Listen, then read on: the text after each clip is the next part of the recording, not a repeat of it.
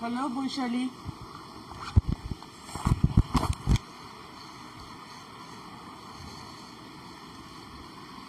আমার কথা শুনতে পাচ্ছ কিনা একটু ক্লিয়ারলি শোনা যাচ্ছে কিনা একটু বলবে?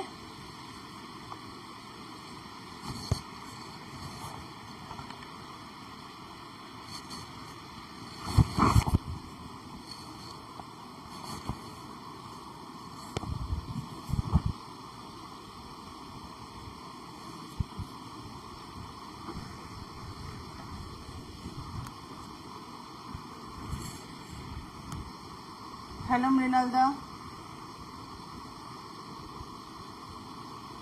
শোনা যাচ্ছে কিনা একটু বলুন না, ক্লিয়ারলি শোনা যাচ্ছে কি?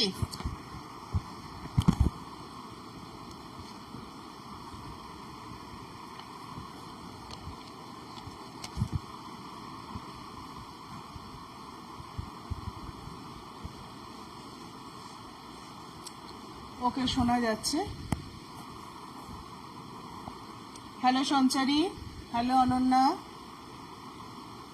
অডিবল, ওকে। এটাই আমার একটু টেনশন ছিল, কারণ ওই আরজেদের মতো ওই ঘাবদা হেডফোন পরে না আমি ভীষণ আনইজি ফিল করি। Munmun Bose, thank you for coming. Okay মৃণালদা, thank you. Hello Basudeb Banerjee,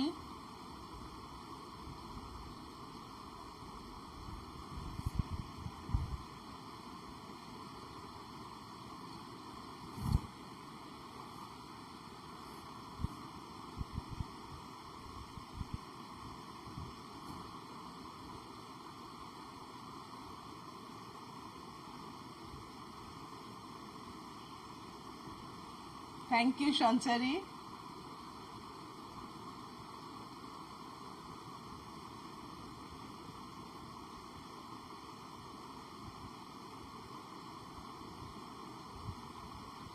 আসামি হাজির হয়েছে, ভালো, আজকে টাইমে এসেছো, খুব ভালো খবর। আমি কি শুরু করে দেব?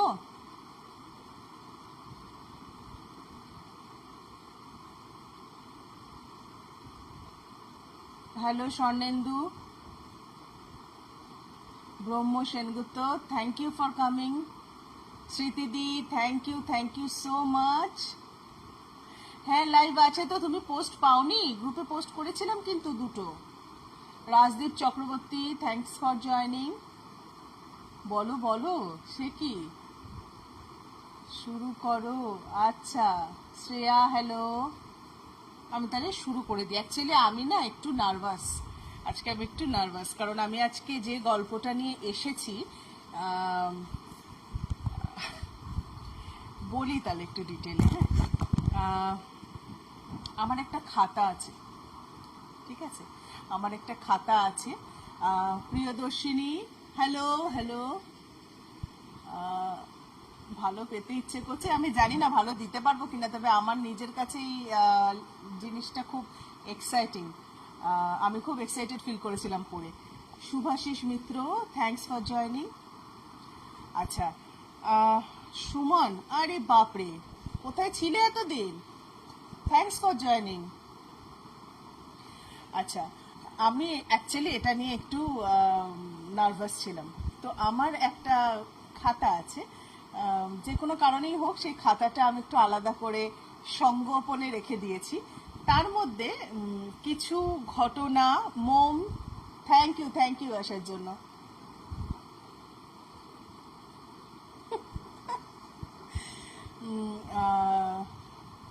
সেই খাতাটাকে আমি একটু সংগোপনে যত্নে রেখে দিয়েছি, কারণ ওর মধ্যে অনেকগুলো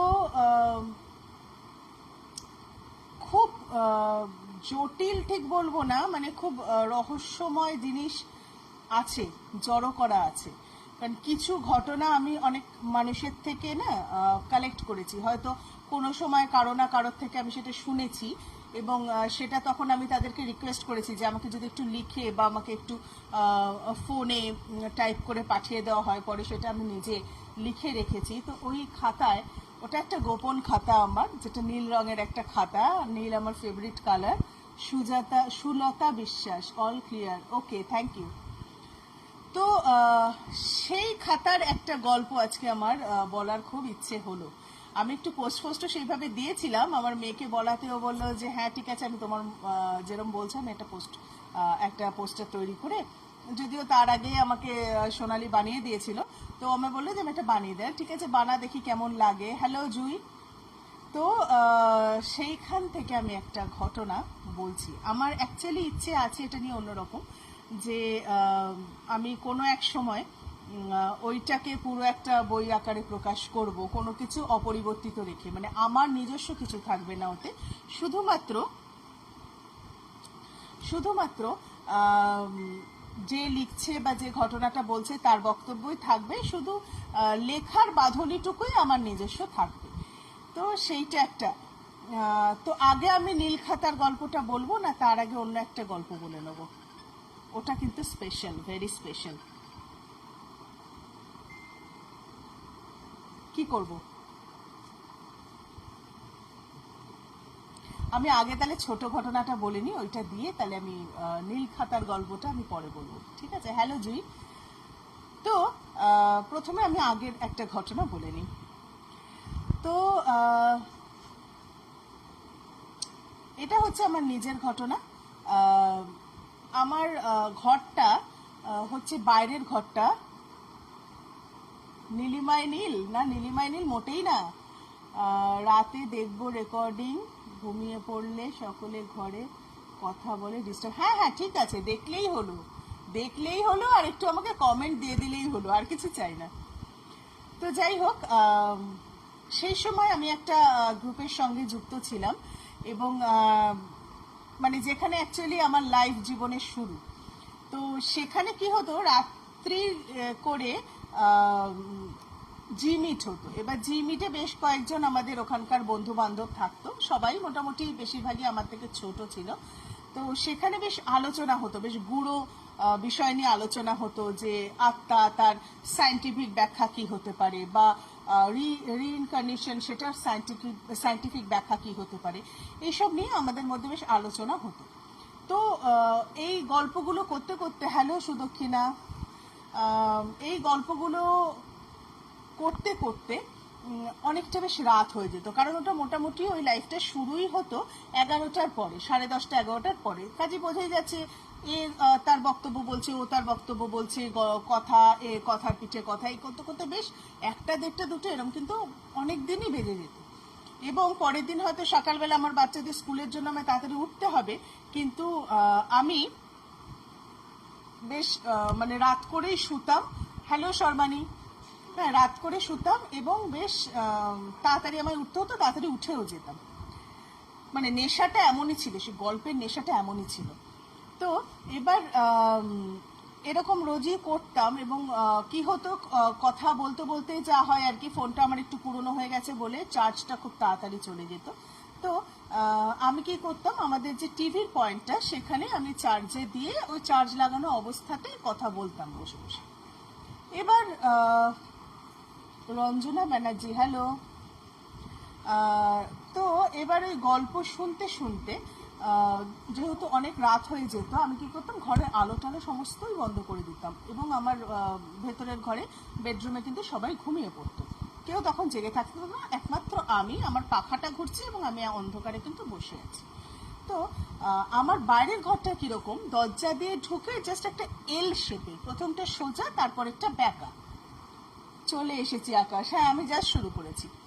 তো সেই দরজাটা দিয়ে সোজাসুজি কেউ যদি ঢোকে, তাহলে কি হবে, একটা বাল্জ আছে আর কি, একদম সোজা এসে এই বেঁকে যাচ্ছে, মানে সোজা, তারপর এইরকম এল শেপ। তো এল শেপের ভেতরের দিকটা, ওখানেই আমার ডাইনিং টেবিলটা, এবং যে সোজা পোর্শনটা ওখানে কিন্তু আমার টিভি, আমার সোফা, চেয়ার সব ওখানে রাখা রয়েছে।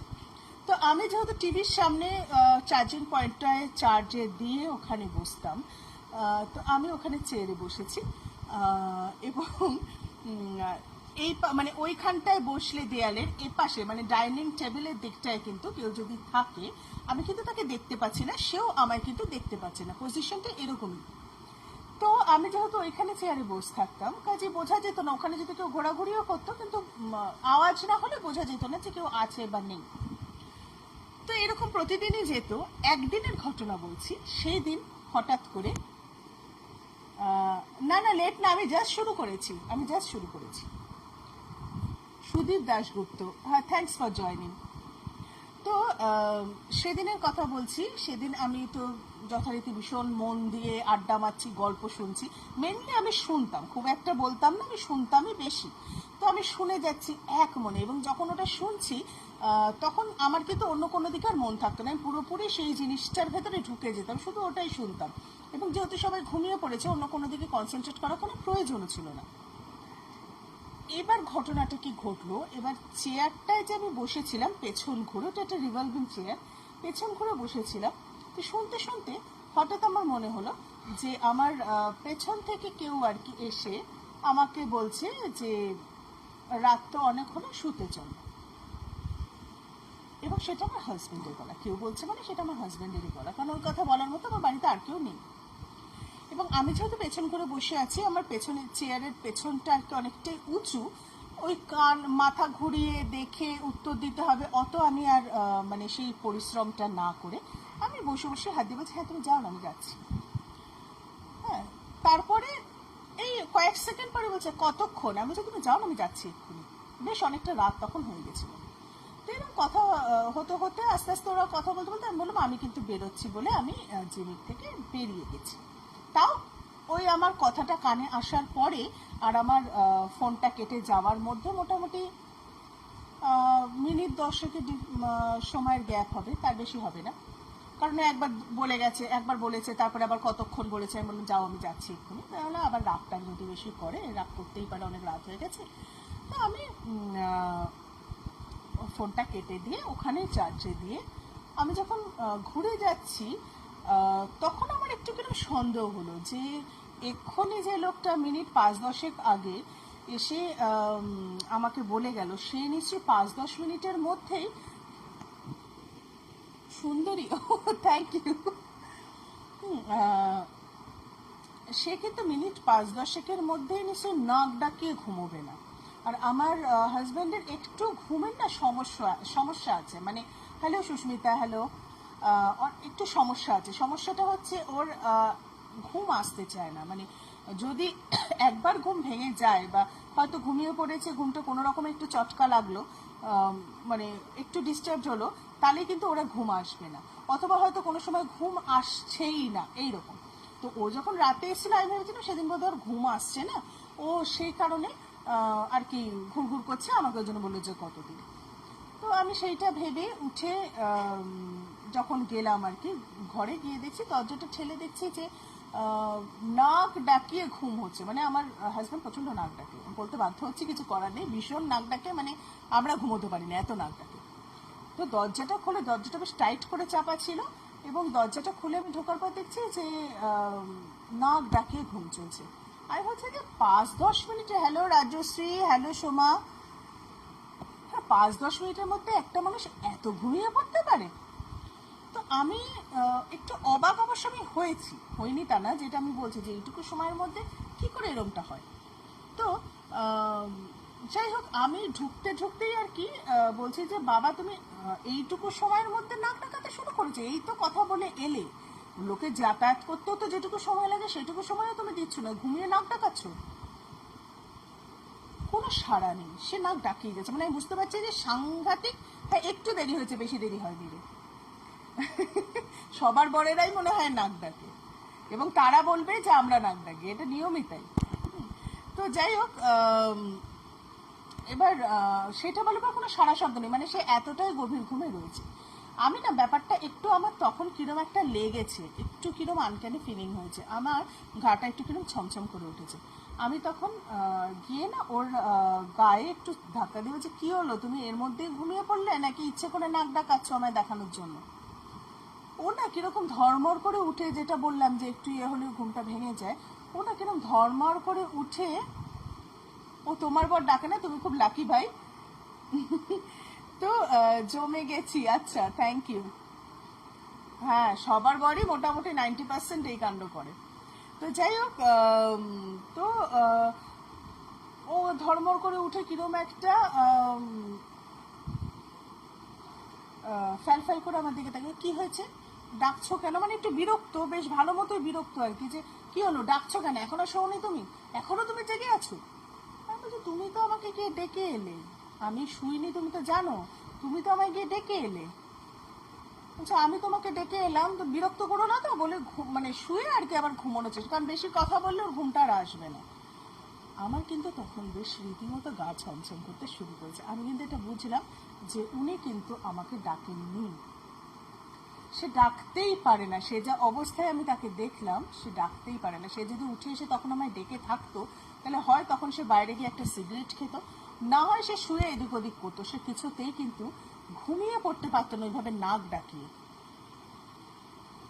সেই দিনটা আমার কিন্তু মানে ঘুম আসতে চাইছিল না, আমার খুব গা ছমছম করছিল, আমি ঘুমোতে পারছিলাম না। এবং তার পরের দিন আমি খুব ভয়ে ভয়ে আবার জিমিটে বসি, কিন্তু আমি কাউকে এই ঘটনাটা কিন্তু কখনো বলিনি। তো আবারও জিমিটে আড্ডা দিতে বসি, এবং যথারীতি ওই যখন আড্ডা শুরু হয়ে যায় তখন তো আর মাথায় Chaitali, hello hello hello Chaitali, Ganeshchandra Sarkar thank you আসার জন্য। হ্যাঁ, ওরা কিন্তু তখন কিন্তু আর মাথায় থাকে না যে কাল কি হয়েছিল, পরশু কি হয়েছিল, বা আমি একটা আলো জ্বালিয়ে রাখি। আর আলোটা অ্যাকচুয়ালি আমি জ্বালাই না, কারণ সবাই চারিদিকে ঘুমোয়, তো একটুও দরজা ফাঁকা থাকলে আলোটা ডিস্টার্বেন্স হয়। তো সেদিন আমি আলো বন্ধ করেই বসেছি, এবং যথারীতি বেশ সেদিন পরের দিন অতটা দেরি না হলেও মোটামুটি 12:30 পৌনে 1 এরকম হয়েছে। পরিষ্কার আমি কানের কাছে শুনতে পারলাম যে আবারও এত দেরি করছো। এই যে এবার আমার একটা অভ্যেস আছে, দেখুন আমি একটা কিন্তু হেডফোন লাগাই, আরেকটা আমার খোলা থাকে, আমি কখনোই দুটো একসাথে লাগাই না, কারণ আমার এটা মনে হয় বাই চান্স কেউ যদি কিছু বলে আমি যদি শুনতে না পাই। সেই জন্য আমি একটা কিন্তু খোলা রাখি, যে কানটা আমার খোলা, জেনারেলি আমার বা কানটা খোলা থাকে, আমি ডান কানেই এটা ইউজ করি জেনারেলি, সেদিনও তাই ছিল। এবং আমার পরিষ্কার কানের কাছে, হ্যাঁ আমার বাড়ির ওই জায়গাটাতেই প্রবলেমটা আছে, ওইখানেই বসেছিলাম। তো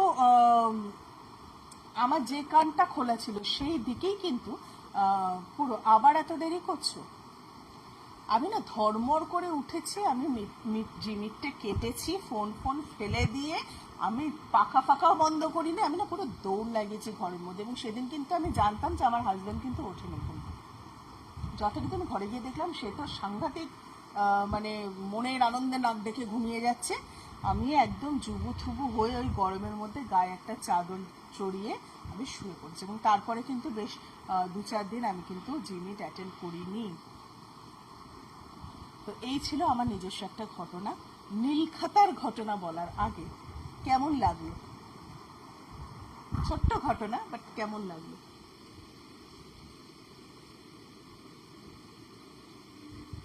এই বাবা, মৃণালদাকে বৌদি নাক ডাকার অডিও করে শুনিয়েছে, ঠিক আছে আপনারা স্বীকার করেন না তো, একদম ঠিক আছে। চৈতালি দত্ত একটু স্পিকারটা মুখের কাছে, ওকে ওকে ওকে, আমি মুখের কাছে নিচ্ছি।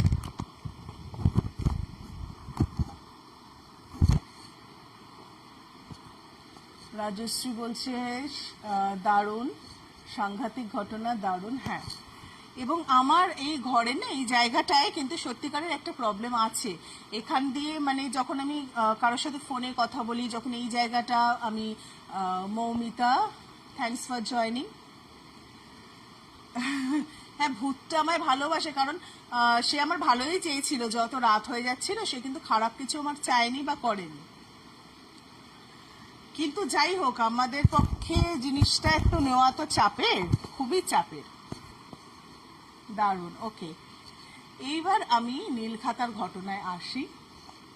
অমৃতা, ভয়ই লাগলো, ওকে, তোমার খুব সাহস গো, আমি হলে ভিমড়ি খেতাম না, আমারও ভিমড়ি খাওয়ার মতো অবস্থা হয়েছিল, আমি একটু কন্ট্রোল করে আর কি ঘরে দৌড়ে পালিয়েছি।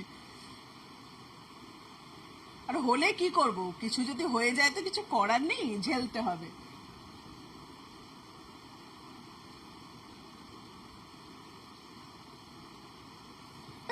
Thank you Priyadarshini. আচ্ছা, এবার আমি নেক্সট যেটা বলছি সেটা হচ্ছে আমার সেই নীল খাতার গল্প, যথারীতি যার গল্প আমি কিন্তু তার নামটা চেঞ্জ করে দিচ্ছি। কারণ এটা কোনো মতেই বলা যাবে না, কোনো মতেই বলা যাবে না, এবং তারা কোন এরিয়ার বাসিন্দা সেটাও কিন্তু বলা যাবে না।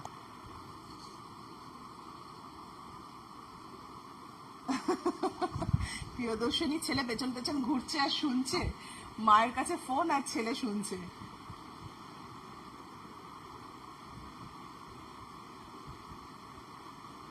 আমি কিন্তু টিভির সামনেটাতেই বসে আছি, অ্যাকচুয়ালি আমি ওইখানেই বসে থাকি। Hello Souvik, hello. আমি কিন্তু ওইখানটাতেই বসি রোজ লাইভ করার সময়, অন্য জায়গায় বসলে আমার কানেকশনে প্রবলেম হয়।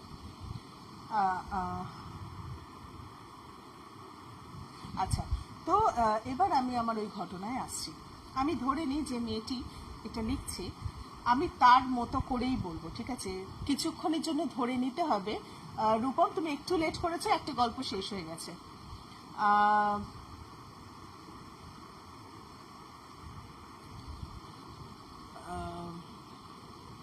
যে মেয়েটির ঘটনা বলছি, ধরা যাক তার নাম হচ্ছে পর্ণা, ঠিক আছে, বা ত্রিপর্ণা, ঠিক আছে, ত্রিপর্ণা। তো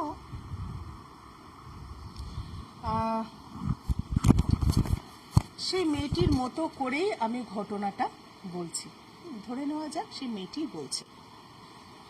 ত্রিপর্ণা লিখছে যে ত্রিপর্ণা যখন জন্মায় তখন, হ্যাঁ নিশ্চয়ই রেকর্ডিং শোনো। ত্রিপর্ণা যখন জন্মায় তখন ত্রিপর্ণার একটি যমজ বোন হয়েছিল, যে ত্রিপর্ণার থেকে কয়েক মিনিটের বড় ছিল। তো ওর যেহেতু জন্মের আগে এটা জানা যায়, এখন তো জানা যায় যে যমজ হচ্ছে কি সিঙ্গেল বেবি হচ্ছে, তো ওরা এটা জানতো যে যমজ বাচ্চা হবে। তো ওর মা বাবা ছেলে হলে বা ছেলে যমজ বাচ্চা বা মেয়ে যমজ বাচ্চা যাই হোক না কেন, তাদের জন্য নাম ঠিক করে রেখেছিল। এবং যেহেতু ওরা মেয়ে হয়েছিল, তো ওদের দুজনের নাম ঠিক করা ছিল শ্রীপর্ণা আর ত্রিপর্ণা। তোমার নাম কি করে নেব সৌভিক? তোমাকে তো বললাম হ্যালো। আচ্ছা, তো ত্রিপর্ণা আর শ্রীপর্ণা।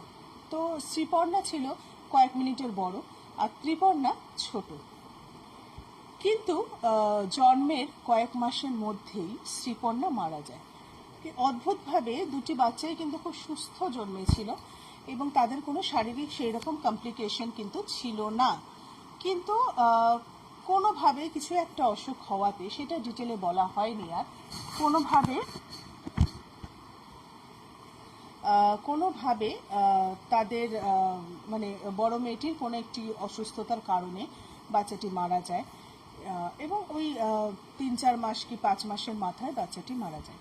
এবং এই যে ছোট বোনটি ত্রিপর্ণা, সে কিন্তু বেশ মানে একাই বড় হতে থাকে এবং যখন সে একেবারে ছোট ছিল তখন সে তার বোন সম্পর্কে, বোনের অস্তিত্ব সম্পর্কে কোনো রকম ওয়াকিবহাল ছিল না। এরপর যখন সে একটু বড় হতে থাকে এবং মাঝে মাঝেই দেখতো যে একটা ডেটে তার মা ভীষণই মানে দুঃখিত হয়ে থাকে, কান্নাকাটি করে, যদি ওদের বাড়িতে কিন্তু অন্য কারোর ছবি বা কিছু সেরকম কোনো স্মৃতিচিহ্ন সেইভাবে কিন্তু ছিল না। এক তো হচ্ছে বাচ্চাটি খুবই ছোট ছিল, আর দ্বিতীয় হয়তো এই মেয়েটির উপর তার একটা এফেক্ট পড়তে পারে বলে তার বাবা মা কিন্তু তার ওই মেয়ের আর কোনো ছবি বা কিছু রাখেনি। অথবা হয়তো ছিল, যেহেতু ওরা আইডেন্টিক্যাল টুইন্স ছিল সেই জন্য সেটা আর বোঝা যেত না। Debasmita Das, thanks for joining, thanks. তো সেই কারণে আর তাদেরটা কিন্তু ওর কিন্তু সেটা কখনো মনে হয়নি যে ওর অন্য কারোর অন্য কোনো বাচ্চার ছবি ওদের অ্যালবামে রয়েছে বা কোথাও রয়েছে। তো পরবর্তীকালে যখন বড় হয়, যখন ওর মাকে দেখে যে কোনো একটা সময়, একটা মাসের একটা দিনে ওর মা একটু দুঃখিত হয়ে থাকতো, কান্নাকাটি করতো, তখন বড় হয়েও আর কি জিজ্ঞেস করে জানতে পারে যে ওর একটি যমজ বোন এরকম ছিল এবং যে বোনটি আর কি কয়েক মাস বয়সে মারা গিয়েছিল। সেই কারণেই তার মা কান্নাকাটি করতো মেয়েটির কথা মনে করে, খুব স্বাভাবিক ব্যাপার এটা। কিন্তু ঘটনাটা কিন্তু যখন শুরু হয় তখন এই মেয়েটি শারীরিকভাবে কিঞ্চিত অসুস্থ হয়ে পড়ে। কি ধরনের অসুস্থ? মানে ত্রিপর্ণা যার কথা বলছি, যে মেয়েটি বেঁচে আছে, যে বোনটি বেঁচে আছে, কি ধরনের অসুস্থ সে হতো? অসুস্থতাটা হচ্ছে যে ওর মানসিক অসুস্থতা দেখা যায়, কোনো শারীরিক অসুস্থতা নয়। এবং মানসিক অসুস্থতা হলে খানিকটা শারীরিকভাবেও সেই লোক ডিসব্যালেন্সড হয়ে যায়, কিন্তু অসুস্থতার শুরুটা মস্তিষ্ক থেকে। এবং সেই অসুস্থতাটা কি? সেই অসুস্থতাটা হচ্ছে যেটাকে আমরা স্কিজোফ্রেনিয়া বলি। স্কিজোফ্রেনিয়া সেটা কি?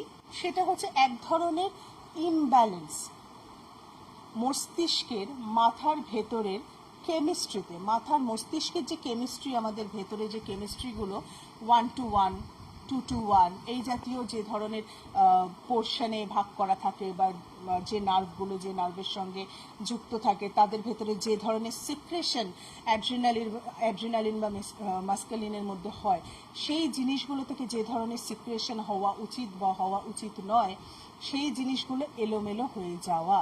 যেটা হওয়া উচিত নয় সেটা হয়, যেটা হওয়া উচিত সেটা হয় না, যে কারণে। আচ্ছা, আমার কথা পরিষ্কার শোনা যাচ্ছে তো?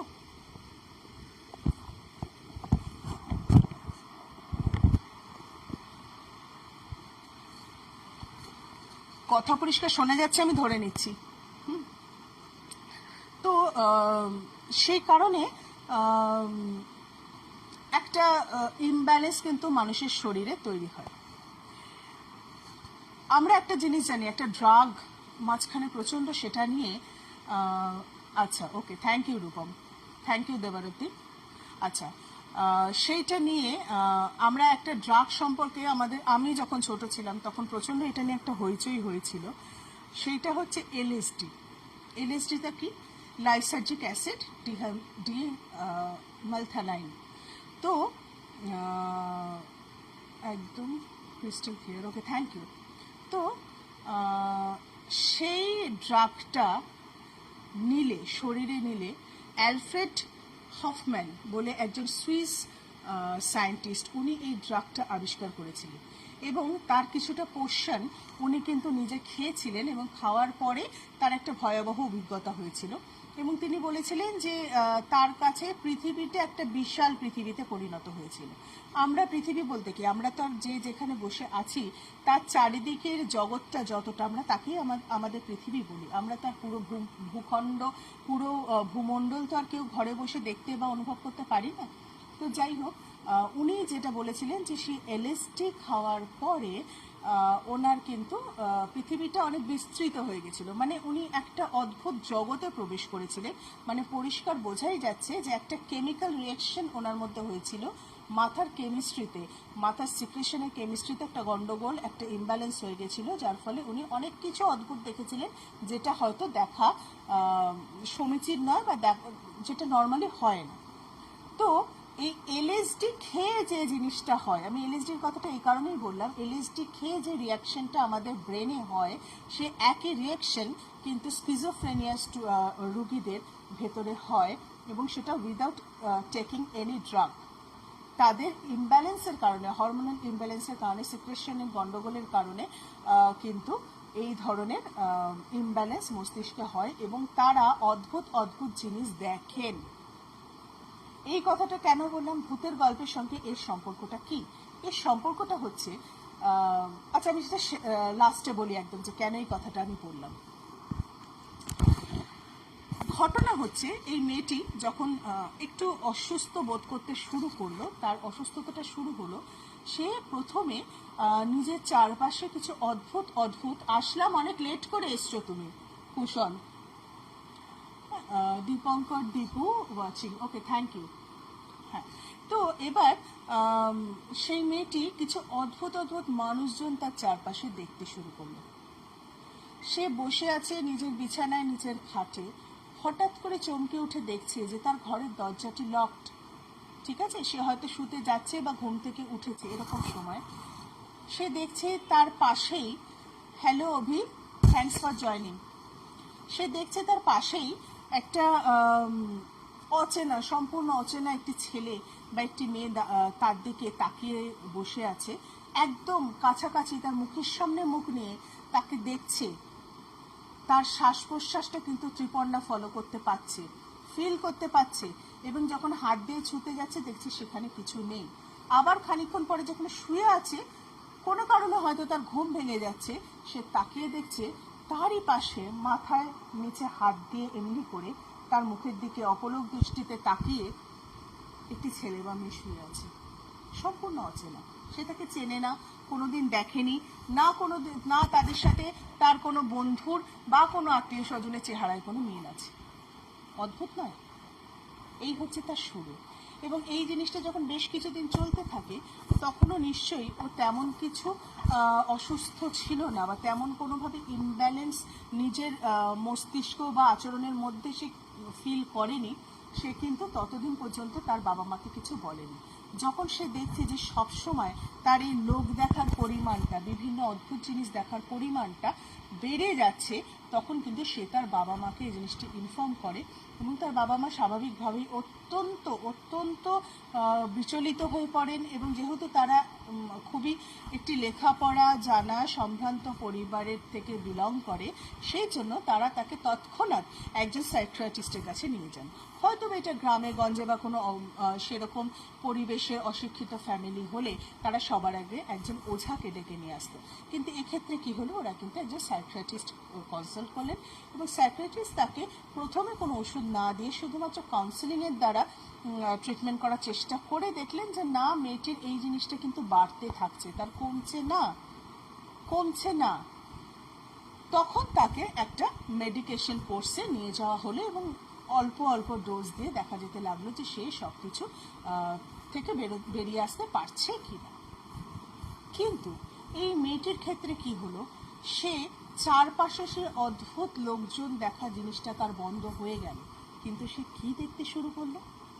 কেউ গেস করতে পারো কি দেখতে শুরু করলো? সে আয়নায় নিজেকে দেখতে শুরু করলো। এটা তো খুব স্বাভাবিক ব্যাপার, আয়নায় তো মানুষ নিজেকেই দেখে, এটা নতুন করে শুরু করার তো কিছু নেই। তাহলে আমি কেন এটা বলছি যে সে নিজেকে দেখতে শুরু করলো?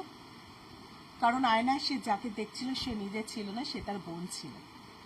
এবং সে মেয়েটি, সে যখনই ত্রিপর্ণা যখনই আয়নার সামনে দাঁড়াতো, দিন হোক বা রাত হোক, দুপুর হোক সন্ধে হোক, যে সময় দাঁড়াতো, সেই সময়ই ওই মেয়েটি আয়না থেকে হাত বার করে তাকে ছোঁয়ার চেষ্টা করত। এবং ও প্রথম এত ভয় পেয়ে যেত, এক্স্যাক্টলি এরকম বোনকেই দেখত।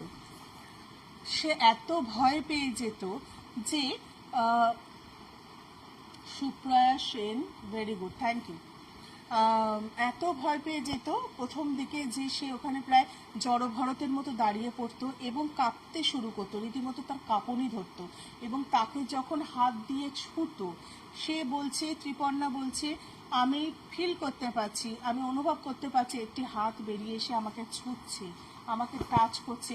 এবং খানিকক্ষণ পরে সে কিন্তু আমার কোনো ক্ষতি করছে না, সে আমাকে কোনো রকমভাবে কোনো হার্ম করছে না, তার হাতটা আবার চলে যাচ্ছে এবং আস্তে আস্তে সেই যে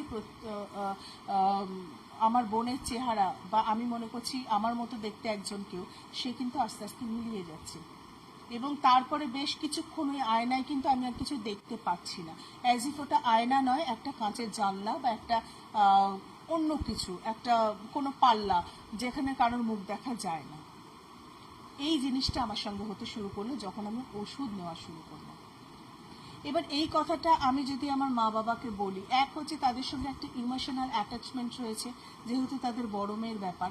তাছাড়াও যেটা ব্যাপার সেটা হচ্ছে যে তারা এটা ভাবতে পারে যে আমি আয়নায় আমাকেই দেখছি, অথচ যেহেতু আমি অসুস্থ বলে অলরেডি এটা মানে ডাক্তার ডিক্লেয়ার করে দিয়েছেন যে হ্যাঁ কিছু না কিছু অসুস্থতা আমার আছে, আমার ওষুধ চলছে, আমার কথা কেউ বিশ্বাস করবে না।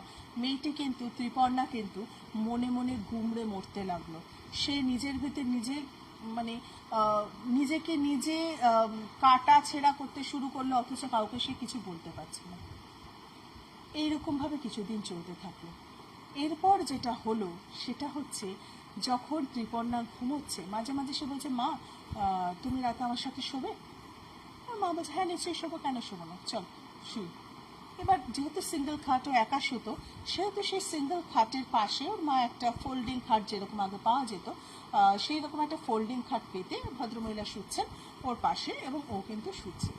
এবার ও যখন ঘুমোতে চোখ যখন খুলে যাচ্ছে, ও কিন্তু দেখছে যে ওর পাশে ওর বোন ওর গায়ে হাত রেখে ঘুমোচ্ছে। হাতটাও ফিল করতে পারছে না, কিন্তু দেখতে পাচ্ছে, ও চোখ ঘুরিয়ে দেখছে যে হাতটা ওর গায়ের মধ্যে লাগানো, এবং ওর বোন কিন্তু নিশ্চিন্তে ঘুমোচ্ছে। ওর যে চোখ খুলে গেছে, ওর বোন কিন্তু ওর দিকে তাকিয়ে নেই, বোন কিন্তু ঘুমোচ্ছে। ওর তখন মনে হতে শুরু করলো ও কি আমার মধ্যে বেঁচে থাকার চেষ্টা করছে।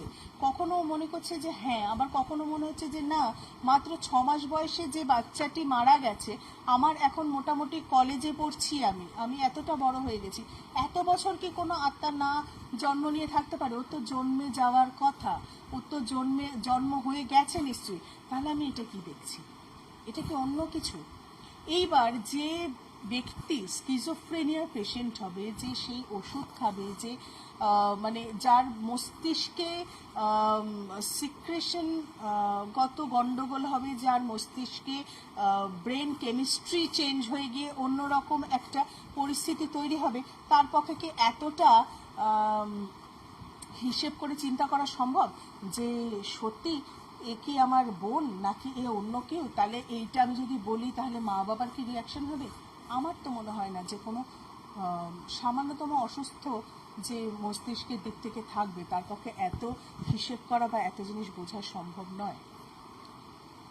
কিন্তু তাকে ত্রিপর্ণাকে মাসে একবার করেই বা মাসে 2বার করে ডাক্তারের কাছে চেক আপের জন্য নিয়ে যাওয়া হচ্ছে, যেহেতু একটু অল্প বয়সী মেয়ে, তার ক্ষেত্রে তো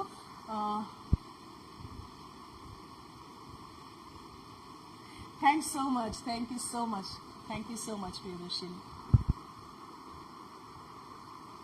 হ্যাঁ, অ্যালন মুভির মতোই অনেকটা, তবে এখানে একটু অনেকটা না জিজ্ঞাসার চিহ্ন অনেকগুলো ব্যাপারে রয়েছে। তো এটা বাড়াবাড়ি হয়ে যাচ্ছে রাজশ্রী, এবার আমার মতো এরকম অনেকেই আছে।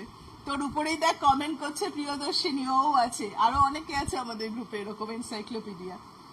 আচ্ছা, তো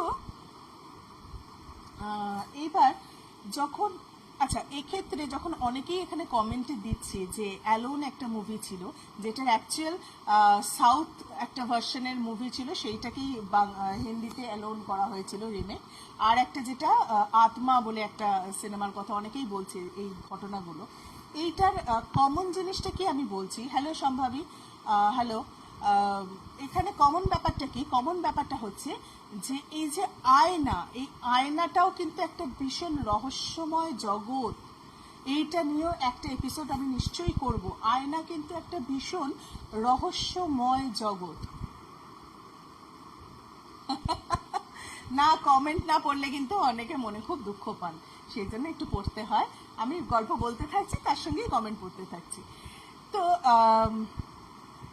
এই আয়নাটা কিন্তু একটা ভীষণ রহস্যময় জগৎ, এবং সেই জগতের ওপাশে এটাও কিন্তু একটা থিওরি আছে যে আয়নার জগতের ওপাশে কিন্তু একটা আলাদা জগৎ আছে, যেখান থেকে হয়তো বা আমাদের দেখা যায়, যার ভেতরে হয়তো সম্পূর্ণ আমাদের মতোই মানুষজন বাস করেন, কিন্তু তাদের পৃথিবীটা আমাদের পৃথিবীটা আলাদা। ঠিক এই যেমন বলা হয় যে প্যারালাল ওয়ার্ল্ডের যেমন ভেতরে একটা অদৃশ্য দরজা থেকে আমাদের জগৎ আর তাদের জগতের মধ্যে দুটো জগৎ প্যারালালি চলতে থাকে। দরজাটা কোনো রকমে কেউ যদি ভুলবশত পেরিয়ে ওই পাশে চলে যায়, তাহলে কিন্তু একটা বিশাল গন্ডগোল হয়ে যায়। তখন এ জগৎ ও জগৎ লোকের মধ্যে একটা গন্ডগোল হয়ে যায়, এ জগতের লোক ও জগতে গিয়ে চিনতে পারে না। আয়নার ক্ষেত্রেও কিন্তু সেইটা বলা, মানে ধরা যেতে পারে সেটাও একটা প্যারালাল জগতের এন্ট্রি করার মতো জায়গা। তো যাই হোক, এবার ও দেখছে যে ওই যে ওর বোন শ্রীপর্ণা, সে কিন্তু যাতায়াত যে করছে, সেই যাতায়াতের জায়গাটা কিন্তু থাকছে তার ওই আয়না ছাড়া কিন্তু কোনোদিনই সে তার বোনকে আসতে বা যেতে দেখেনি। এরপর যেটা শুরু হলো যে ও পরিষ্কার দেখছে ওর বোন আয়না থেকে বেরোচ্ছে, ওর সঙ্গে চোখে চোখে কমিউনিকেট করছে, ওর দিকে তাকিয়ে হাসছে, ওর সঙ্গে মানে কথা তো মুখে কিছু বলছে না, মানে ওর টেলিপ্যাথিক একটা কমিউনিকেশন হচ্ছে, দুজনের মধ্যে একটা টেলিপ্যাথিক কমিউনিকেশন হচ্ছে, যে কমিউনিকেশনটা ওরা কিন্তু ওর বোন ত্রিপর্ণা কথা না বলেও বুঝতে পারছে যে দিদি কি বলতে চাইছে। এবং শ্রীপর্ণাও কিন্তু সে যেটা বলছে তার উত্তরটা ত্রিপর্ণা মনে মনে কি ভাবছে সেটা কিন্তু শ্রীপর্ণা নিজের কাছে নিয়ে নিচ্ছে এবং সে বুঝিয়ে দিচ্ছে যে হ্যাঁ তোর কথা আমি বুঝতে পারছি। এবং সে ঘরে ঘোরাফেরা করছে, সে তার বইপত্র ওলটপালট করছে, বইপত্র খুলে দেখছে। এবং একটা অদ্ভুত জিনিস যেটা ও লক্ষ্য করেছিল যে ওর কিন্তু যে বইপত্রগুলো, সেই বইপত্রগুলো কিন্তু ও যখন খুলতো, উল্টে পাল্টে দেখতো, ও যেন কিছু বুঝতে পারতো না, মানে জিনিসগুলো কি, এটা একটা অদ্ভুত জিনিস। এরম একটা এক্সপ্রেশন ওর মুখে থাকতো।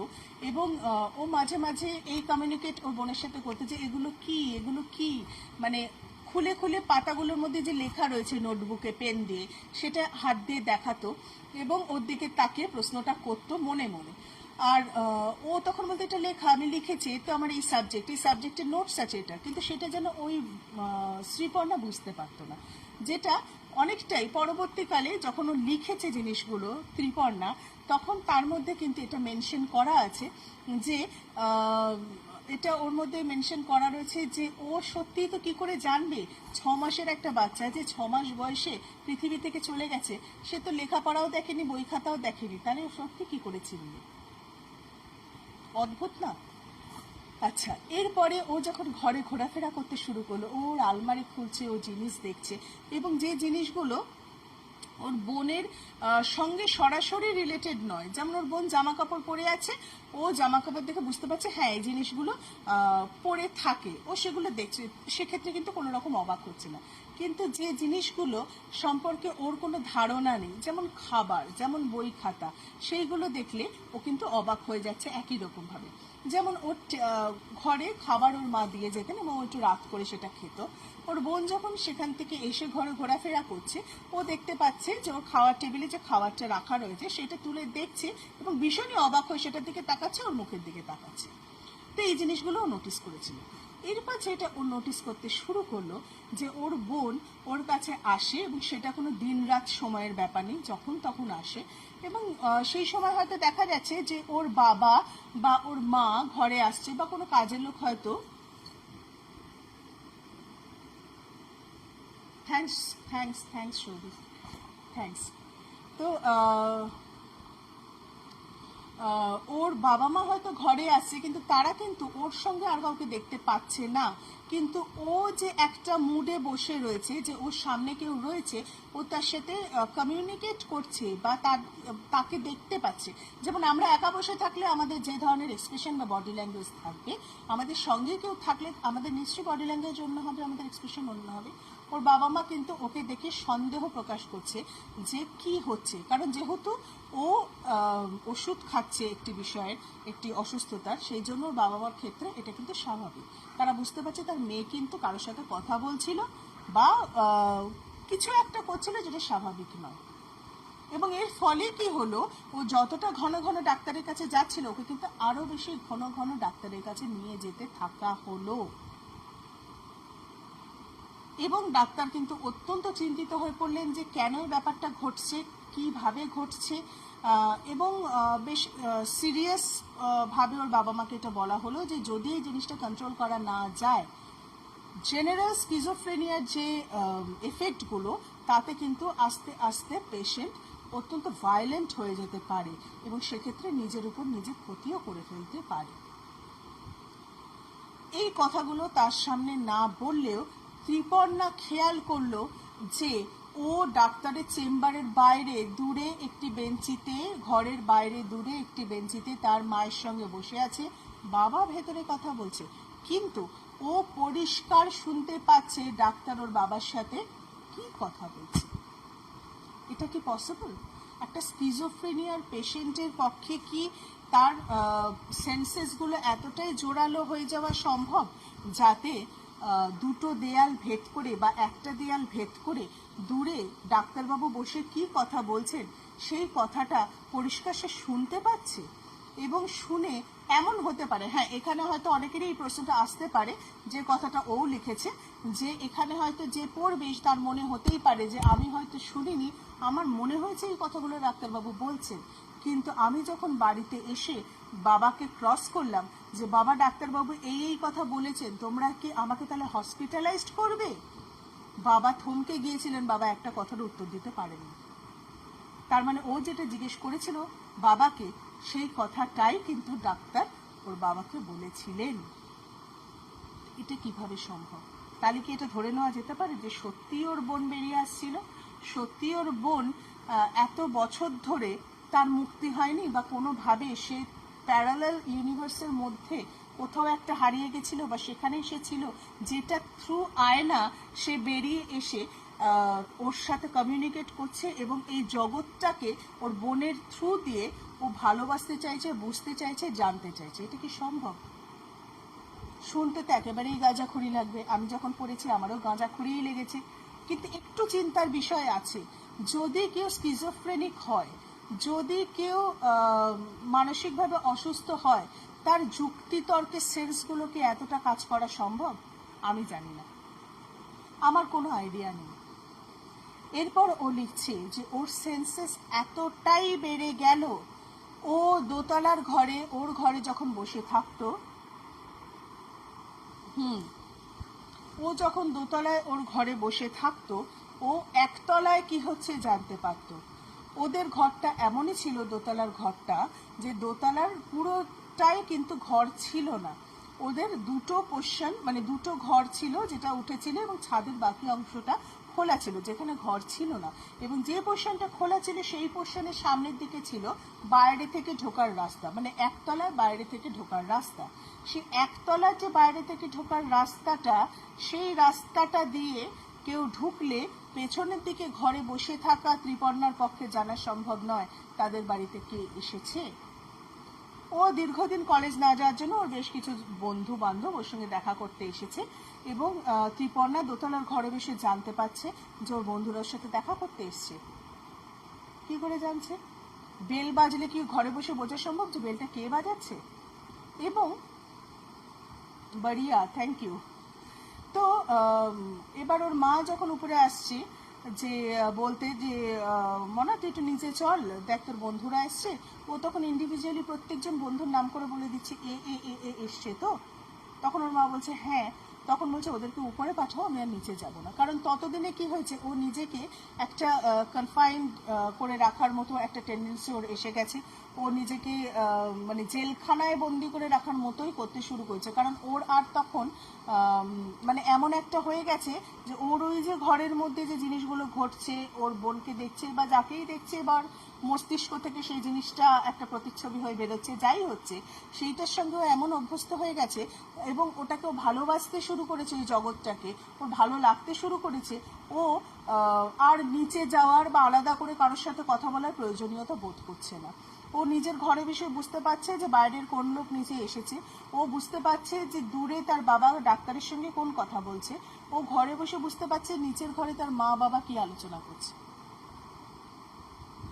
এবং দিন যত যেতে থাকলো ওর মা বাবা কিন্তু এই জিনিসটা বুঝতে পারলো, কারণ কিছু কিছু কথায় ওরা বুঝতে পারলেন যে মেয়ে তো সব বুঝে ফেলছে, কি করে বুঝে ফেলছেন। এবং তখন কিন্তু ওদের মনে একটা সন্দেহ, একটা ভয় দেখা দিতে শুরু করলো যে এটা কিন্তু স্বাভাবিক জিনিস নয়, যেটা হচ্ছে সেটা শুধুমাত্র একজন স্কিজোফ্রেনিকের পক্ষে করা সম্ভব নয়, এটা অসম্ভব একটা জিনিস।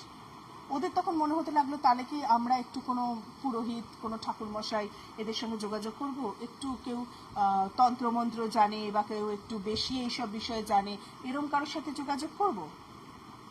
এটা যে মুহূর্তে ওর মা বাবার মাথায় আসতে শুরু করলো, ত্রিপর্ণা কিন্তু জিনিসটা বুঝলো। ত্রিপর্ণার ভেতরেও জিনিসটা প্লে করা শুরু করলো যে এবার এরা এই চিন্তা ভাবনা করছেন। এতদিন চিন্তাটা ছিল কি, এতদিন চিন্তাটা ছিল যে মা বাবা ওকে হসপিটালাইজড করবে, সেখানেও যেতে চায় না নিজের বাড়ি ছেড়ে। কিন্তু এবার যেটা হলো, মা বাবা চিন্তা করছেন অন্য আরেকটু কিছু, মানে অন্য ধরনের কোনো লোকের সঙ্গে কনসাল্ট করার চেষ্টা করছেন, যেটা কিন্তু ওর পক্ষে মানে ওর একেবারেই ইচ্ছে হলো না যে না আমি এই জিনিসটা হতে দিই আমার সঙ্গে। তার আগে পর্যন্ত ওর ভেতরে কিন্তু একটা মুক্তির ইচ্ছে ছিল, যে ইচ্ছেটা কিন্তু এক্ষেত্রে আর রইল না। ও তখন ওর বাবা মাকে বলতে থাকলো, নিজে থেকে বলতে থাকলো যে আমি শারীরিকভাবে ভীষণ অসুস্থ বোধ করছি, আমি শারীরিকভাবে দুর্বল বোধ করছি, আমার খেতে ইচ্ছে করছে না, আমার ঘুম আসছে না, তোমরা আমাকে হসপিটালাইজ করো, ওখানে গিয়ে আমি ভালো থাকবো। কথাটা দুরকম হয়ে গেল না? এবার যখন ও নিজে থেকে এই কথাটা বলতে শুরু করলো, মা বাবা স্বাভাবিকভাবেই, যারা একটি 6 মাস বয়সী বাচ্চাকে হারিয়েছে এবং তার আরেকটি মেয়ে, একমাত্র মেয়ে, যে বড় হয়ে এই ধরনের একটা পরিস্থিতির ভেতর দিয়ে যাচ্ছে, তারা প্রচন্ড ভয় পেয়ে গেলেন। দেখছেন মেয়ে নিজে থেকে বলছেন যে আমাকে হসপিটালাইজ করো, ওরা তখন আর কোনো কথা চিন্তা ভাবনা না করে মেয়েকে হসপিটালে দিয়ে দিলেন। এবং মেয়ে বললো যে তোমরা এখানে এসো, কিন্তু আমার সঙ্গে বেশি কথা বলো না, দূর থেকে আমাকে দেখে চলে যেও। মা বাবা খুব অবাক হলেন। ডাক্তার বললেন যে এগুলো হয়তো ওষুধের সাইড এফেক্টে হচ্ছে, কারণ যে ওষুধগুলো ওকে দেওয়া হচ্ছে সেগুলোও তো এক ধরনের মানে খুব কড়া ডোজের জিনিসই ওকে দেওয়া হচ্ছে, তারও একটা সাইড এফেক্ট থাকে। হতে পারে হয়তো সেই সাইড এফেক্টের জন্য ইনিশিয়ালি কিছু প্রবলেম হচ্ছে, আলটিমেটলি সেগুলো খুব ঠিক হয়ে যাবে, ওভারকাম করে উঠবে। এবং ওকে নিয়ে চলে যাওয়া হলো, এবং সেখানে বসেও একটা কাজই করতো হসপিটালে, সেটা হচ্ছে ও পাতার পর পাতা ডায়েরি লিখতো, পাতার পর পাতা ডায়েরি লিখতো। এবং ওর বক্তব্য হচ্ছে আমার দিদি আমার সঙ্গে দেখা করতে আসতো। হ্যাঁ ঠিক আছে, তুমি রেকর্ডেড শোনো। আমার দিদি এখানে আসে, কিন্তু আমার দিদি আমার লেখা বুঝতে পারে না বা পড়তে পারে না, যেহেতু ওর বক্তব্য হচ্ছে যে ওর দিদি কোনোদিন লেখাপড়া বিষয়টা কি সেটা জানে না। এবং ও পাতার পর পাতা ডায়েরি লিখেছে, ডায়েরিতে সেই সমস্ত ঘটনা পুঙ্খানুপুঙ্খ লিখেছে, এবং লিখেছে যে শেষ ও এইভাবেই করেছে যে আমি জানি না কোনোদিন এখান থেকে আমার কোনো মুক্তি আছে কিনা, বা আমি যদি এখান থেকে বেরিয়েও যাই, আমার দিদি যদি আমার সাথে যোগাযোগ রাখা বন্ধ করে দেয় বা ওর যদি আশাটা বন্ধ হয়ে যায়, তাহলেও আমি আর ভবিষ্যতে কখনো যে জীবনটা আমি এতদিন পেরিয়ে এসেছি, যে জীবনটা আমি কাটিয়ে এসেছি, সেই জীবনটা আমি আর কোনোদিনই এনজয় করতে পারবো কিনা। কারণ আমার মনে হয় আমিও আমার দিদির মতোই হয়ে যাচ্ছি। আমি দিদিকে চাইছি, আমি চাইছি ও আমার সঙ্গে থাকুক, ও আমার ভেতরেই এসে বাস করুক, আমার সঙ্গে আমার এই দেহটাকে আমরা দুজনে শেয়ার করি, দুজনে এনজয় করি, এবং দুজনে থাকি বা দুজনেই না থাকি। এইটা ছিল ওর লাস্ট লেখা কনভারসেশন। এবং এরপরে ওর কি হয়েছে না হয়েছে সেটা রহস্যাবৃতই থাক, কারণ এইটা আমি আর বলবো না। জাস্ট এইটুকুই আমার বলা ছিল যে এটা একটা অদ্ভুত, ভীষণ অদ্ভুত ঘটনা, এবং বলা যায় যে আমার যে কটা বেস্ট ঘটনা কালেকশন আছে তার মধ্যে এটা একটা অন্যতম। আমার হঠাৎ করে মনে হলো যে আমি এই গল্পটা সবার সাথে যদি শেয়ার করি, তাহলে সবার এই গল্পটা খুব ভালো লাগবে, খুব গল্প বলবো না, ঘটনা খুব ভালো লাগবে, তারা এনজয় করবে। যদিও ঘটনাটা খুব যে একটা ভালো পরিণতি শেষ অবধি হয়েছে তা নয়, তা সত্ত্বেও আমরা যারা একটু শিহরিত হতে ভালোবাসি এবং জানতে চাই যে কি কি জিনিস আমাদের চারপাশে ঘটে যেগুলো আমরা ব্যাখ্যা করতে পারি না, সেই ধরনের একটি ঘটনা হচ্ছে এটা। তো কেমন লাগলো সবার?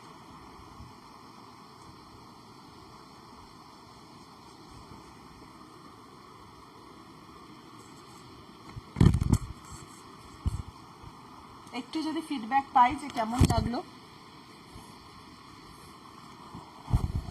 শুধু কিনা তুমি রেকর্ডেড শুনে নিও। ভীষণ ভালো একটি, যা কোথায় গেল, একটি ঘটনা, দারুণ লাগলো। Thanks thanks thanks. শ্রেয়া দারুণ লাগলো, রাজশ্রী ভালো লাগলো, থ্যাংক ইউ। সুলতা বিশ্বাস শেষ পর্যন্ত কি হলো না বললে বুঝতে পারবো না। না, বোঝার মতো কিছু নেই, এটা আপনাকে এটা তোমাকে গেস করে নিতে হবে, এটা গেস করে নিতে হবে। এটা বোঝাই যাচ্ছে যে এটার কোনো হ্যাপি এন্ডিং হবে না বা হয়নি। হয়তো বা সেই মেয়েটি এখনো মেন্টাল অ্যাসাইলেমে রয়েছে, হয়তো সেই মেয়েটি বাড়িতে এসেছে অথবা বাড়িতে আসেনি, বা বাড়িতে আসলেও সে ওই জীবন, যে স্বাভাবিক জীবনটা তার ছিল, সে জীবন সে হয়তো আর কোনোদিনই ফিরবে না বা ফেরেনি, এটাই ধরে নিতে হবে।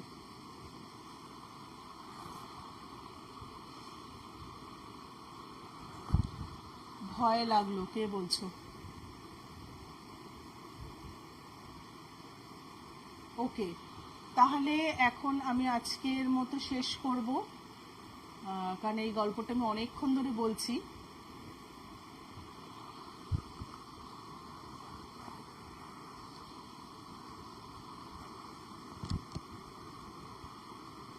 ওকে, তাহলে আজকের মতো শেষ করব, অনেকক্ষণ হয়ে গেছে।